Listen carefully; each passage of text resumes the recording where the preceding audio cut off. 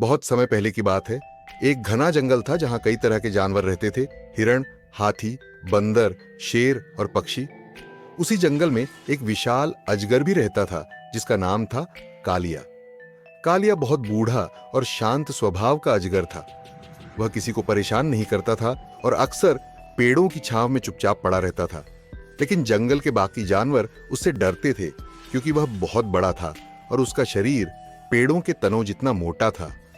एक दिन जंगल में एक नई मुसीबत आई। पास के गांव से कुछ शिकारी जंगल में आ गए और जानवरों को पकड़ने लगे। हिरण, खरगोश और पक्षी डर के मारे इधर उधर भागने लगे। जंगल के राजा शेर ने एक सभा बुलाई और कहा, हमें इन शिकारियों से मिलकर लड़ना होगा, वरना ये जंगल हमारा नहीं रहेगा। लेकिन सभी जानवर डर गए। तभी बूढ़ा अजगर कालिया धीरे धीरे रेंगता हुआ सभा में आया। उसने कहा, मैं अब लड़ नहीं सकता, लेकिन मेरे पास एक योजना है। उसने सबको बताया कि वह अपने बड़े शरीर से शिकारी के रास्ते को रोक सकता है और बाकी जानवर मिलकर डरावनी आवाजें निकालें ताकि शिकारी डर जाए।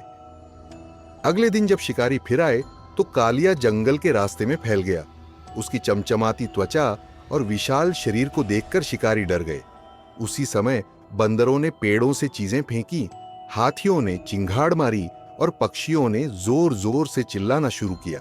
शिकारी डरकर भाग गए और फिर कभी जंगल में लौटकर नहीं आए। उस दिन के बाद से सारे जानवरों ने समझा कि किसी को उसके रूप से नहीं बल्कि उसके दिल से पहचाना जाना चाहिए। सीख, कभी कभी जो बाहर से डरावना लगता है वह अंदर से सबसे दयालु और बुद्धिमान हो सकता है। एकता में शक्ति है। सब्सक्राइब जरूर करें।